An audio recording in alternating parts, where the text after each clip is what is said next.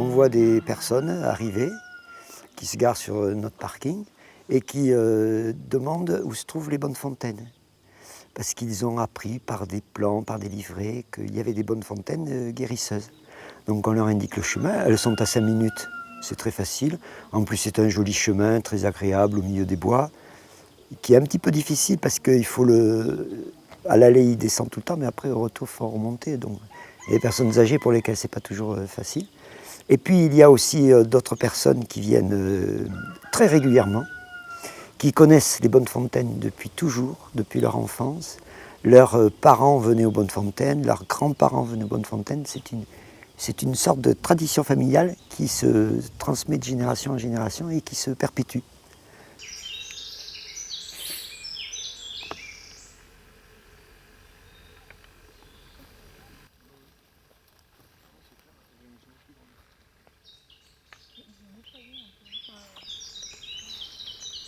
Les gens qui voient les bonnes fontaines pour la première fois, surtout avec cette croix qui est spectaculaire, avec tous ces oripeaux qui sont accrochés, ils sont médusés. Et il y a beaucoup de gens qui nous ont dit, c'est comme si on faisait un voyage dans le temps. Et quand on revienne, on a l'impression de revenir à une époque médiévale très très très ancienne. C'est très surprenant. Alors les habitués sont des gens qui sont de la région, qui sont du Limousin.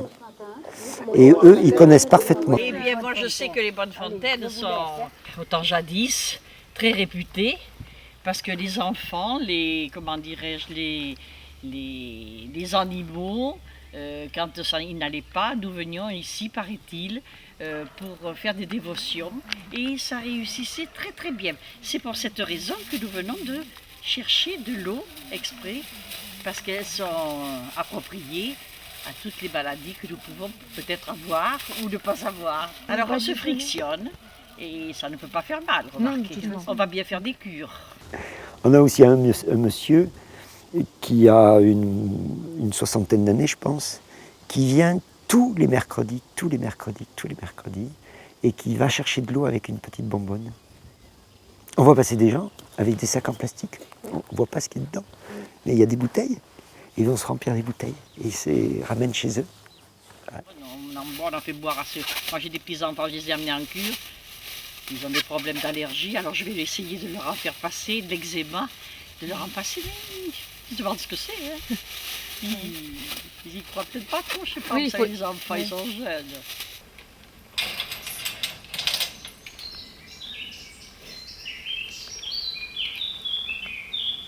Vous voulez pas que je tienne la bouteille? Ça va mieux comme ça, oui, je suis bien d'accord. Allez, amenez un entonnoir. Ça va, merci. T'en veux quoi? Ça m'est pris, moi. Je t'ai mis pas les pieds. C'est toujours des petits groupes, c'est 2, 3, 4, 5, 6 personnes. C'est jamais des grands groupes. C'est pas des rassemblements. Il n'y a pas de rassemblement. Sauf le premier dimanche du mois de mai pour fêter Sainte-Trope, puisque la légende des fontaines est attachée à Sainte-Trope. Les actes que Jésus pose, c'est pour la glorification du Père. Jésus aime de la même manière et de la même qualité d'amour que Dieu le Père.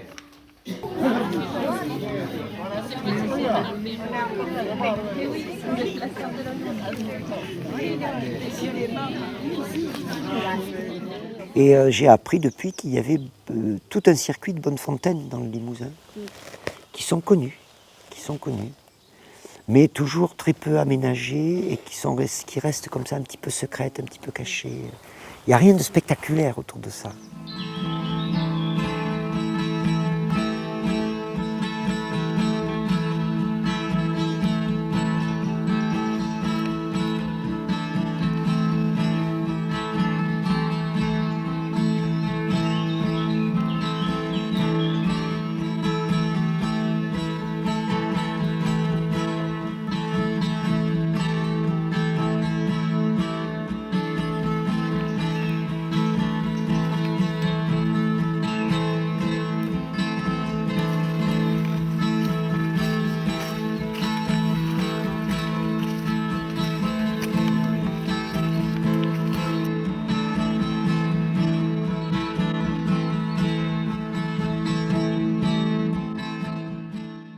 Vous êtes ici au lieu dit les Bonnefontaines, sur la commune de Cussac. Et Bonnefontaine, ce lieu s'appelle ainsi parce qu'il y a 3 fontaines. En voici une, les 2 autres sont un peu plus loin. Elles sont d'origine celtique probablement, et même c'était païen. Et l'Église a récupéré tout ça et a donné à chaque fontaine le nom d'un saint. Vous avez ici les fontaines qui sont dédiées à Saint Jean-Baptiste. Cette petite fontaine est réputée guérir les maux de dents. La grande fontaine que nous allons voir tout à l'heure est plutôt pour les rhumatismes. Et la troisième, qui est dans le pré, mais que je n'ai jamais retrouvée maintenant, était réputée pour les bestiaux. Voilà. C'est de l'autosuggestion, mais ça marche. Et en tout cas, si ça ne fait pas de bien, ça ne peut pas faire de mal. D'après les ex-voto, enfin ce qu'on appelle les ex-voto, parce que ce sont plutôt des vêtements, des guenilles, mais vous voyez qu'il y en a qui sont relativement récents, donc il y a eu des dévotions il n'y a pas très longtemps. Par contre, il y en a d'autres qui sont très anciennes. Alors ces ex-voto restent là, indéfiniment, et finissent par disparaître. Évidemment, c'est pas très propre, mais c'est comme ça. On y jette aussi quelques pièces, vous voyez. Autrefois, on les jetait dans la fontaine. Là, les gens les mettent sur la pierre. Il faut faire 3 fois le tour de la fontaine dans le sens inverse des aiguilles d'une montre en récitant des prières. La personne se penchait, faisait des signes de croix avec l'eau de la fontaine. Et après, on prenait une petite bouteille de l'eau qu'on emportait à la maison. On attribue à cette eau tout un tas de valeurs.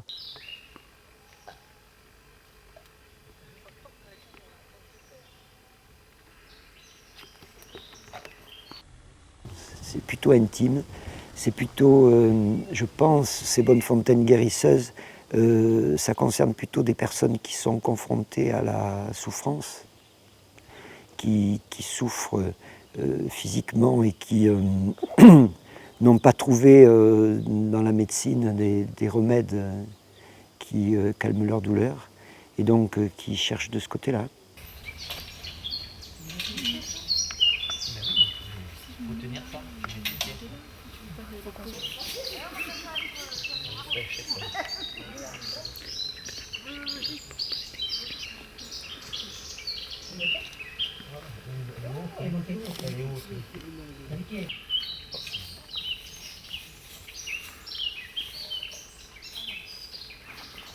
C'est quand même plutôt une classe d'âge âgée, mais il y a aussi cette continuité familiale, donc les petits-enfants qui viennent aujourd'hui, qui amènent leurs propres enfants, parce que ça leur rappelle des souvenirs d'enfance. Ils étaient venus quand ils étaient petits, ils racontent à leurs enfants comment c'était. D'ailleurs, ça n'a pas tellement changé, c'est resté à peu près tel quel. C'est bien que ça leur permet de raconter, c'est un lien qui s'établit de génération en génération. Je trouve qu'elle est fraîche. Elle est bonne. Je vais me mettre au dos, vous allez voir. Je vais mettre sur mon dos, sur ma tête et tout.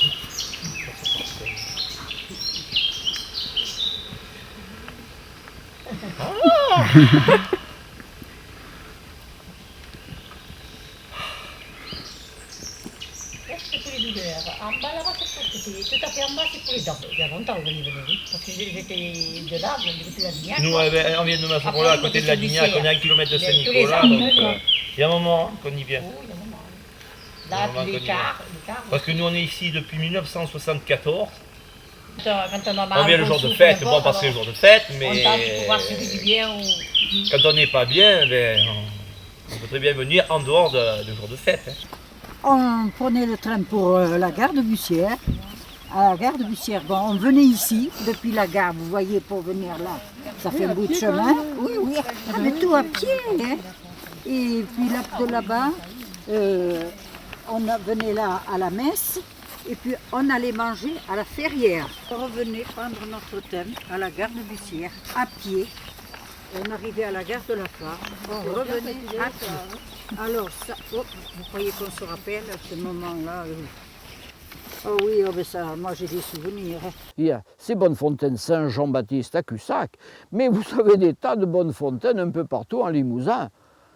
Et alors, pour savoir à quel saint s'adresser, il faut aller voir une metteuse de part. C'est une dame, je l'ai vue faire, qui fait brûler des petits morceaux de, je pense que c'est du noisetier, mais je n'en suis pas sûr, des petites brindilles, et puis qui les jette dans de l'eau. Est-ce de l'eau bénite, est-ce de l'eau naturelle, je ne sais pas.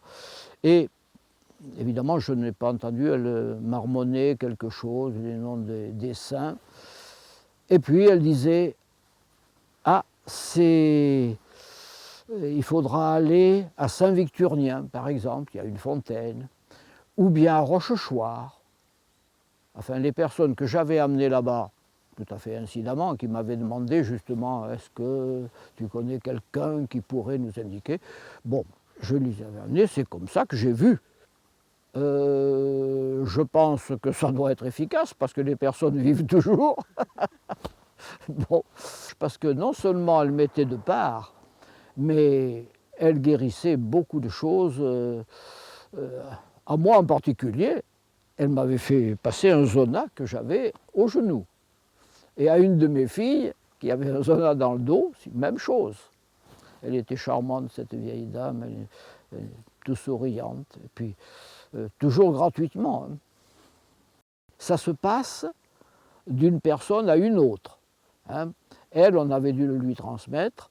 Elle l'avait transmis à sa bru, qui aujourd'hui encore a ce pouvoir, si on peut dire. Voilà. Moi je vois qu'on n'en voit plus tellement de guérisseurs. Hein. Moi j'en connaissais qui guérissaient les douleurs comme ça, et bien ils sont décédés et ça n'a pas été remplacé par des jeunes. Hein. Les personnes qui le faisaient, bon, la plupart sont décédées. Hein. La plupart sont décédés, donc c'est pour ça que les choses se sont perdues. Hein. Heureusement qu'il y en a encore qui croient encore. Hein. Bon, on ne sait pas comment ça sera. Hein. Que c'est plus la même mentalité. Non, non, de toute façon, moi je vois les premières années qu'on venait là. Oh, l'arrivée du monde. Mais à Saint-Jean, il y avait un grand rassemblement, une fête, dans la châtaigneraie au-dessus. Je ne suis pas jeune, mais je me souviens que mon grand-père m'avait amené, et j'ai souvenir des baraques qui étaient là-bas. On vendait on vendait des aliments, bien sûr, et il y avait des jeux. Je me souviens d'avoir vu des joueurs de boules, je m'en souviens d'autant mieux que j'avais gambadé un peu au milieu des joueurs et j'avais reçu une boule. Alors, je n'avais pas eu de mal, mais c'est un souvenir qui marque.